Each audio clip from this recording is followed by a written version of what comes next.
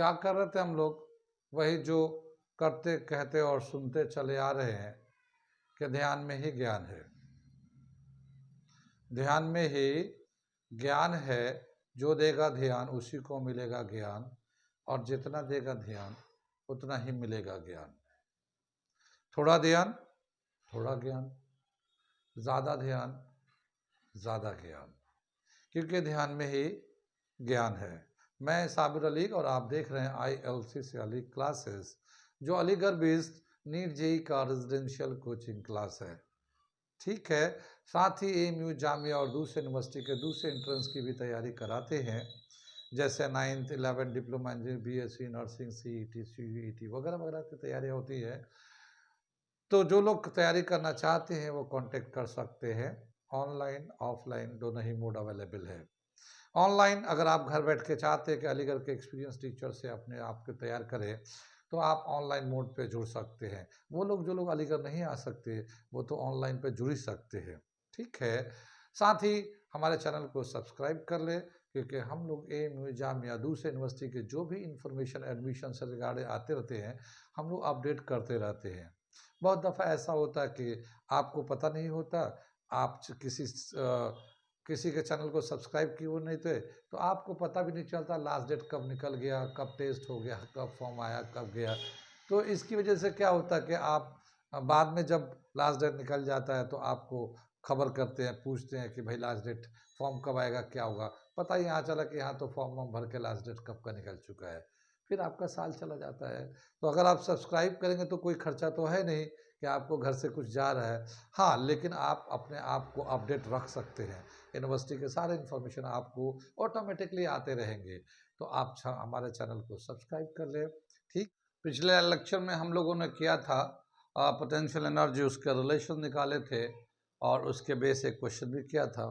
आज हम लोग उसी के कंटिन्यूटी में अगला क्वेश्चन हम लोग कर रहे हैं। ये दे रखा क्वेश्चन मैं पढ़ता हूँ, समझाता हूँ और करके दिखाता हूँ। क्या है? A ball at rest is dropped from a height of 12 metre. It lost 25% of its kinetic energy in striking the ground. Find the height to which it bounces. How do you account for the loss in kinetic energy? क्या बताया कि एक ball जो है rest में है 12 metre के height पे, उस बॉल को ड्रॉप कर देते हैं। जब वो ड्रॉप करते हैं तो वो नीचे की तरफ जा रहा होता है। ठीक है, तो जब वो नीचे की तरफ जा रहा होगा तो उसका पोटेंशियल एनर्जी डिक्रीज कर रहा होगा और वो काइनेटिक एनर्जी में कन्वर्ट हो रहा होगा। पोटेंशियल एनर्जी काइनेटिक एनर्जी में कन्वर्ट होगा। तो जैसे जैसे वो जब जब टॉप से बॉटम में ग्राउंड पे जाकर टकराएगा तो उस वक्त तक जितना पोटेंशियल एनर्जी था सब के सब काइनेटिक एनर्जी में कन्वर्ट हो जाएगा। अब लेकिन जब वो ग्राउंड को जब हिट कर रहा है उस वक्त उसका जितना काइनेटिक एनर्जी था उसका 25% लॉस हो जाता है। तो अब कितना बचता है उसके पास काइनेटिक एनर्जी? 75%। और उस 75% काइनेटिक एनर्जी से वो दोबारा ऊपर की तरफ उछलने लगता, बॉल ऊपर की तरफ जाने लगता है। तो जैसे जैसे वो हाइट की तरफ जाएगा पोटेंशियल एनर्जी बढ़ता जाएगा, क्योंकि ग्राउंड पे तो जीरो हो गया था। फिर अब वो उठेगा तो उसका पोटेंशियल एनर्जी बढ़ता जाएगा। यानी उस 75% काइनेटिक एनर्जी अगले टाइम में पोटेंशियल एनर्जी में चेंज हो जाएगा। तो वो कितना हाइट गेन करेगा ये बताना सवाल। एक फिगर से हम लोग इसको समझते हैं कि एक बॉल है ये, ठीक है ना, ये बॉल है और ये ज़मीन से 12 मीटर के हाइट पे है। ठीक है, जब इसको हम लोग गिराते हैं इसको, तो इसका जो पोटेंशियल एनर्जी है, पोटेंशियल एनर्जी ये काइनेटिक एनर्जी में चेंज होते जाता है।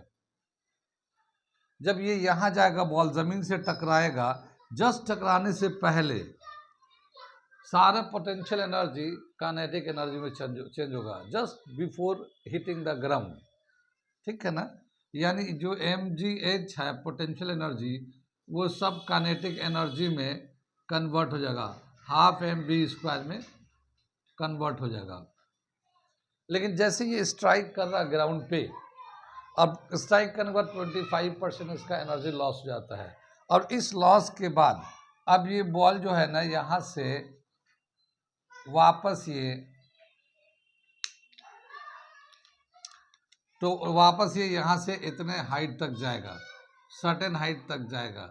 तो इसका जो 75% काइनेटिक एनर्जी था वही mgh डैश, ये हाइट इसके बराबर तो नहीं होगा मगर कुछ हाइट तक जाएगा। तो ये जो 75% काइनेटिक एनर्जी था वही पोटेंशियल एनर्जी में चेंज हो जाएगा। अब ये h डैश कितना होगा, कितने हाइट तक राइज करेगा, ये बताना है।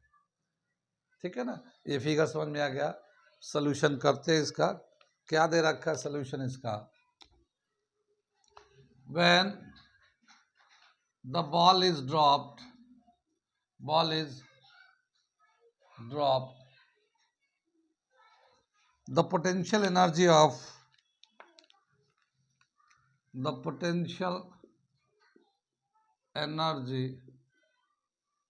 the ball will convert into kinetic energy। ठीक है ना, potential energy is equal to kinetic energy just before heating,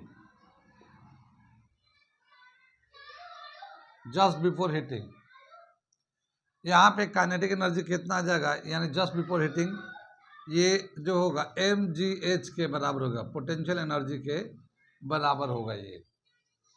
ठीक है ना, कितना काइनेटिक एनर्जी होगा, जितना पोटेंशियल एनर्जी था उसी के बराबर हो जाएगा वो।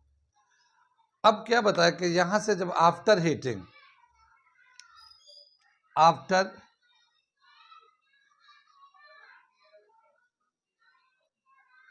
The ground,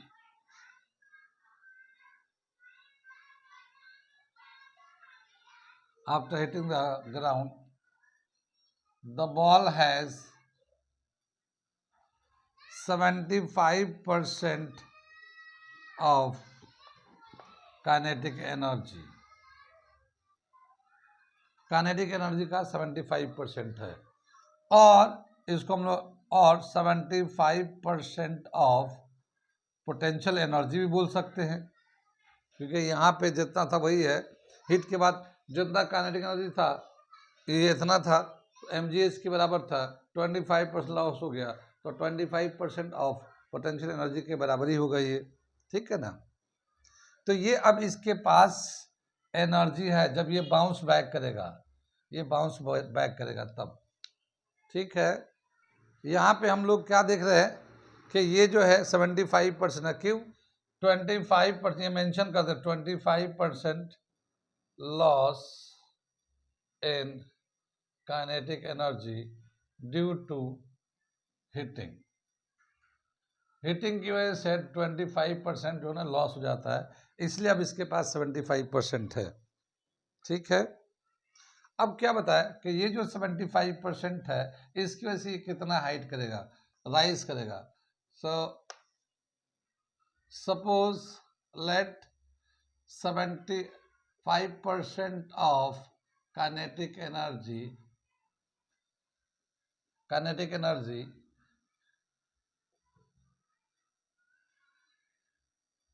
raised to h height, raised to the ball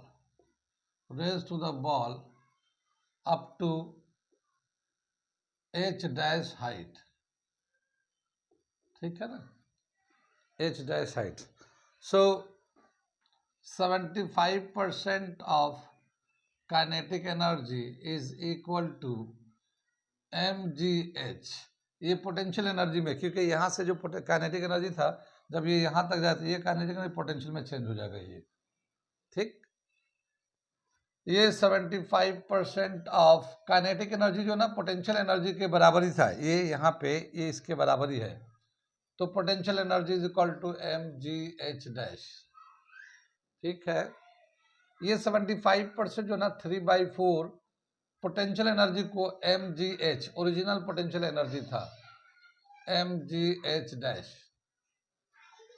ठीक है ना, अब क्या होगा, ये mg दोनों तरफ से कैंसिल हो जाएगा ये, और ये बचेगा हमारे पास 3/4 h is equal to h dash.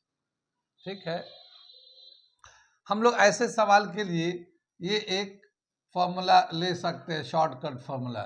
जैसे 25% लॉस हुआ था, बचा कितना? 75%। 75% को 3/4 लिख सकते हैं, तो 3/4 of H is equal to H dash. ये याद रख सकते हैं ऐसे क्वेश्चन के लिए कि बॉल नीचे जाता है, फिर हिट करके ऊपर जा रहा है, कुछ एनर्जी लॉस हो जा रहा है ड्यू टू हिटिंग, ठीक है ना, तो कितना हाइट तक जाएगा। तो इसके लिए जितना एनर्जी लॉस कर गया और जितना बचा हुआ है, जितना बचा हुआ है वो H के साथ ले लेंगे, ठीक है ना, ठीक है ना। अब ये जो हाइट दे रखा है, ये तो हमें इनिशियली 12 मीटर से गिराया गया था, तो ये H डैश 4 3 12, H डैश जो होगा 9 मीटर, यानी ये जो अब ये 9 मीटर राइज करेगा ये, ठीक है।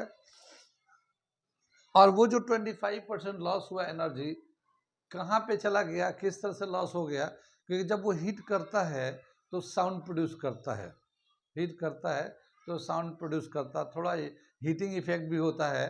तो 25% of energy decreases due to heating, it convert into sound energy and heat energy.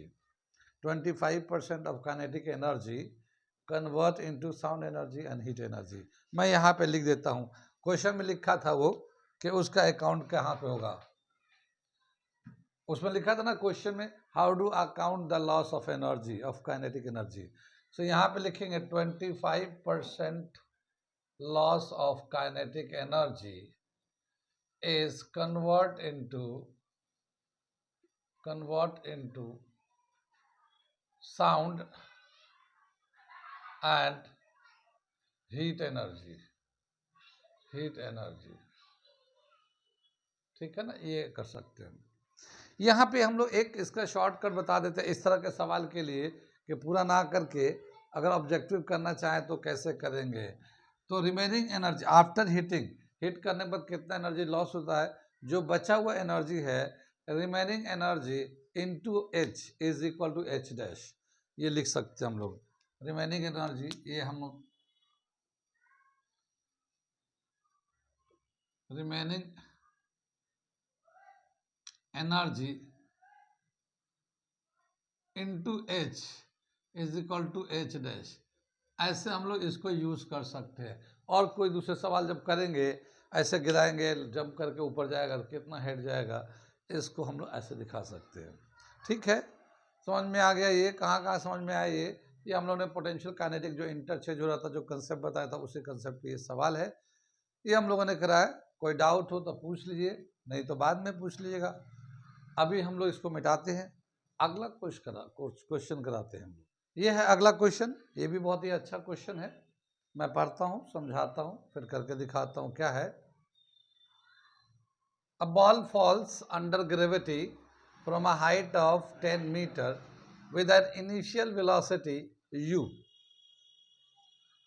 It collided with the ground, lost 50% of its energy in collision, and then rises back to the same height. Find the initial velocity u. ठीक है, क्या बताया कि एक ball को 10 metre के height से फेंक रहे, ड्रॉप नहीं कर रहे, फेंक रहे हैं एक इनिशियल वेलोसिटी u से। जब वो नीचे आता है, सरफेस से टकराता है, तो 50% एनर्जी उसका लॉस हो जाता है। लेकिन 50% है उसके पास एनर्जी, काइनेटिक एनर्जी के फॉर्म में। उस एनर्जी से वो दोबारा बॉल जो ना वहीं उसी हाइट पे आ जाता जिस हाइट से फेंका गया था, जिस हाइट से फेंका गया था दोबारा वो उसी हाइट पे आ गया। तो बताना है कि किस इनिशियल वेलोसिटी u का वैल्यू क्या है, u का वैल्यू, इनिशियल वेलोसिटी का वैल्यू क्या है। जैसे हम लोग इसको फिगर से अगर दिखाना चाहेंगे, तो एक बॉल है ये हम लोगों ने इसको फेंका है, इसका इनिशियल वेलोसिटी u ये है, ये हम लोगों ने फेंका 10 मीटर से ऊपर से, ये ज़मीन पे आके ये टकराया यहाँ पे, ठीक है। और टकराने के बाद 50% जो एनर्जी लॉस हो जाता है।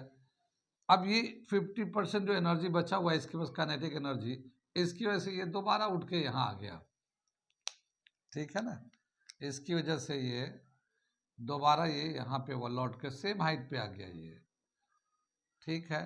तो बताना कि ये u वेलोसिटी कितनी है। यहाँ पे स्ट्राइक करने के बाद ग्राउंड से जब टकराने के बाद 50% एनर्जी लॉस हो जाता है, ठीक है ना। अब इससे हम लोग करके दिखाते हैं क्या है ये।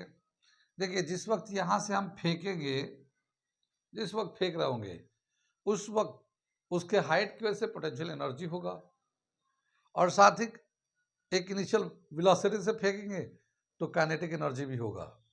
तो जिस वक्त हम उसको थ्रो कर रहे हैं एक वेलोसिटी से, तो उस वक्त उसका पोटेंशियल एनर्जी भी है, काइनेटिक एनर्जी भी है।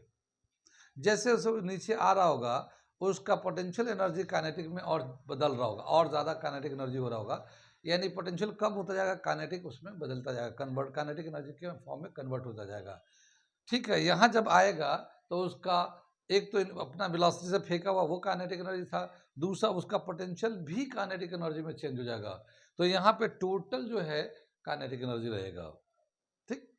अब यहाँ पे जब कब टकराएगा तो जितना उसका काइनेटिक था उसका 50% लॉस हो जाएगा, बाकी जो 50% है वो 50% काइनेटिक एनर्जी की वजह से ये बॉडी फिर उठ के जाएगा, तो वो जो 50% काइनेटिक एनर्जी था वो पोटेंशियल एनर्जी के बराबर हो जाएगा, इसके हाइट के बराबर हो जाएगा, जब हाइट पर जाएगा mgh के बराबर हो जाएगा, ठीक। तो पहले मैं इस वाले सेक्शन करता हूँ जो बॉडी को थ्रो डाउनवर्ड कर रहा हूँ। तो when the body is throne with an initial velocity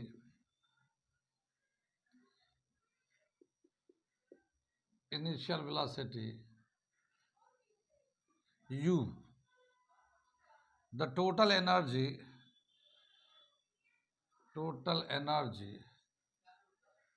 at height h is given as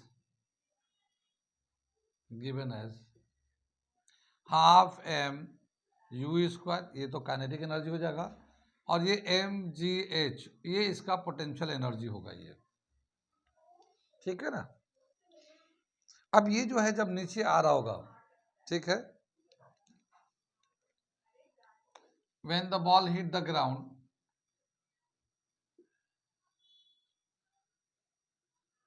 hit the ground,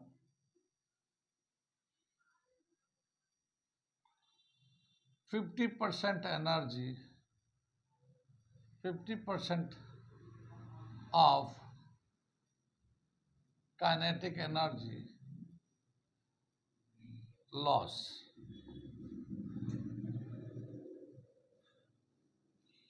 Now the energy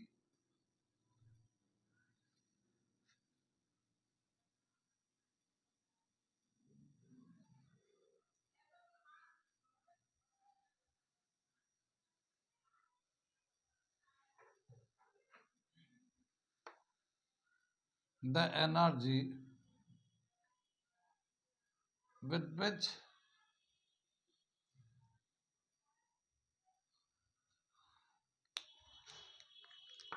ball rises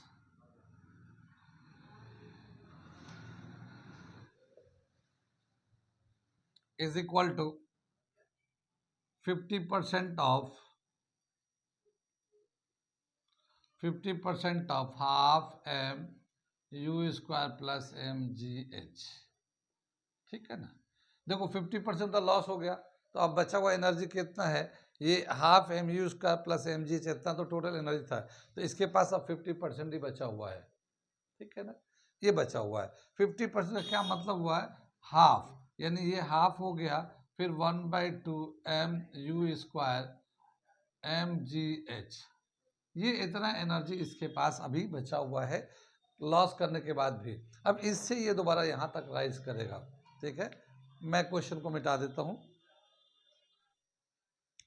अब इतना जो काइनेटिक एनर्जी है इसके पास, और जैसे ये बॉल सेकेंड हाफ में जब ऊपर की तरफ जाएगा तो यहाँ तक मैक्सिमम यानी उसके हाइट के बराबर पहुँच जाएगा, तो ये इतना काइनेटिक एनर्जी ये दोबारा पोटेंशियल एनर्जी में चेंज हो जाएगा, ठीक है।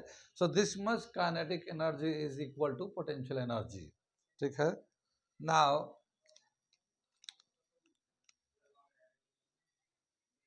Half 1/2 mu² plus mgh is equal to mgh। समझ में आई ये दोबारा से जो काइनेटिक एनर्जी था यहाँ पे लिख देते हैं, remaining kinetic energy is equal to potential energy. ठीक है, ऊपर का दिख रहा है ना।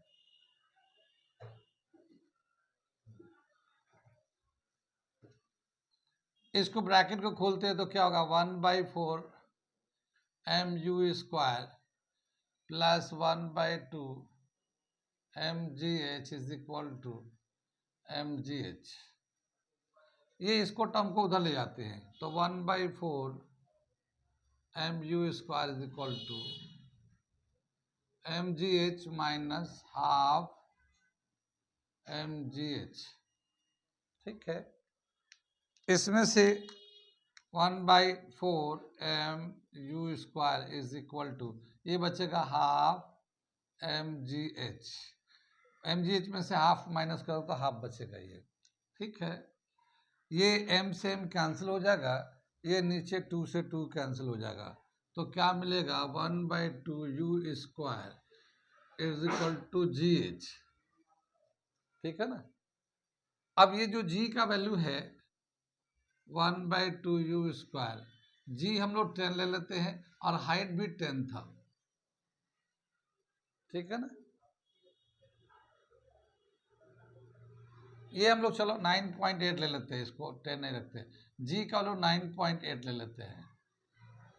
ठीक है, ये 2 से जब क्रॉस करेंगे तो u² इज इक्वल टू ये 9.8 को 10 से तो 98 इंटू 2 आ जाएगा, और u² को स्क्वायर को जब इधर शिफ्ट करेंगे, ठीक है, तो ये रूट 196 हो जाएगा। ये 98 को 2 से मल्टीप्लाई करेंगे तो 196 हो जाएगा।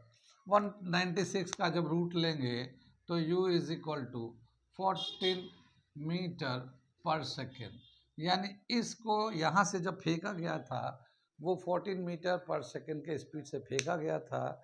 उसका 50% लॉस होने के बाद भी वो दोबारा से उसी हाइट पे चला गया। ठीक है, कितनी बात सुनिए। और ये हम लोगों ने इस तरह से कहा किया। यहाँ पे अगर हम शॉर्टकट बनाना चाहें तो जितना परसेंट, देखिए ये काइनेटिक एनर्जी, पोटेंशियल एनर्जी, ये तो हमारा चलेगा ही चलेगा, जितना हाइट पे था तो उतना यहाँ पे चेंज होगा। अब हीट करने बाद कितना परसेंट लॉस होता है वो यहाँ पे लगा देते हैं। यहाँ 50% लॉस हुआ तो 50% बचा हुआ है, तो ये 50% ये जो है इसके बराबर होगा। यानी यहाँ पे जो 50% या 30% या 40% जितने परसेंट लॉस हुआ वो यहाँ लिख देंगे। फिर half mu² plus mgh is equal to दोबारा उसी हाइट पे जा रहा तो mgh के बराबर कर देंगे। ठीक, यहाँ पे देखिए हम लोग, ये तो हमारा है ही है, जैसे 50% लॉस हुआ तो ये है ही हमारा 50% लॉस हो गया, या 30% लॉस हुआ, 60% लॉस हो गया। जितना परसेंट लॉस हुआ जो बचा हुआ है वो यहाँ लिखते हैं। तो जैसे 50% लॉस हुआ तो मैं इसको कर देता हूँ, क्या देखता हूँ मैं इसको यहाँ पे बना रहा हूँ। 50% लॉस हुआ तो बचा हुआ कितना, 1/2 mu² प्लस mgh, और ये जो हाइट है दोबारा उसी हाइट पे चला गया तो mgh हो गया। ये इसको हम लोग मल्टीप्लाई करेंगे तो 1/2 mu², ये 1/2 mgh, ठीक है ना। ये 1/2 तो बाहर रखो, और ये काइनेटिक एनर्जी कर लेते हैं अभी, या हम लोग हाफ लेके चलते हैं। 1/2 mu², ये उधर जाएगा तो mgh, ठीक है, माइनस 1/2 mgh। ठीक, हम लोगों ने क्या देखा कि इसमें से इतना माइनस कर देंगे तो mgh 1/2 बच गया। ठीक है, और ये हमारा 1/2 तो ऐसा ही था हमारा, और ये 1/2 mu², ठीक है ना। ठीक, यहाँ से m तो कैंसिल हो जाएगा, ये जो है 1/2 और यहाँ पे जो है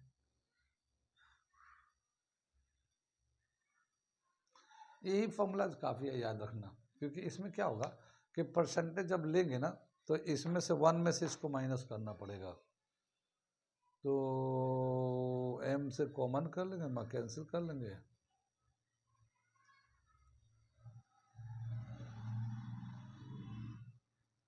छोड़ दिए इसको, कोई ऐसी बात नहीं, वैसे ही ठीक है, वैसे ही ज़्यादा मुश्किल हो जाएगा, वो ज़्यादा कॉम्प्लिकेट होने लगेगा,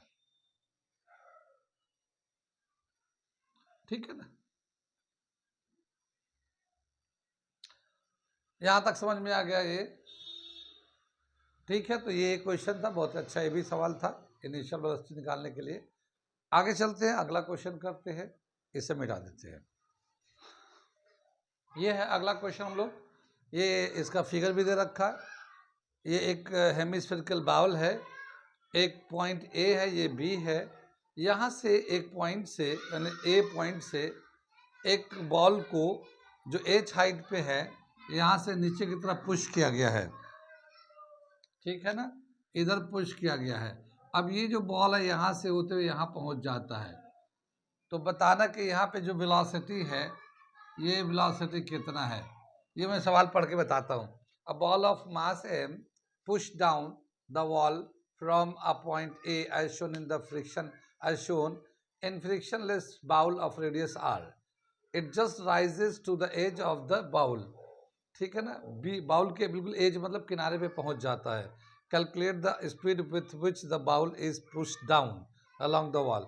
यहाँ पे किस वेलोसिटी से, यानी एक बाउल है इस पे उसको पुश किया गया, अब वो उधर से होते हुए सर्टेन हाइट पे था, इधर से होते हुए ये यहाँ तक पहुँच जाता पूरे किनारे पे। तो बताना है कि कितना वेलोसिटी से इसको पुश किया गया। ये एक फ्रिक्शनलेस सरफेस है, यानी फ्रिक्शन नहीं है यहाँ पे। कितनी बात समझ में आ गया ये। आगे चलते हम लोग सॉल्यूशन करते हैं इसको। क्या दे रखा है यहाँ पे, सपोज करते हैं कि इस बॉल को एक वेलोसिटी v से पुश किया गया। Let the ball is pushed with a velocity v, ठीक है ना, velocity v according to conservation of energy, according to conservation of energy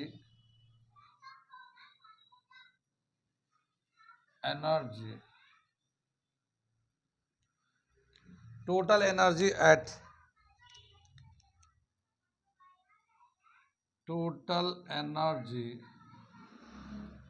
A is equal to total energy at B। ये ए हम लोग यहाँ पे पॉइंट को ले सकते हैं यहाँ से, और जरूर नहीं कि बिल्कुल किनारे पे है, ठीक है ना।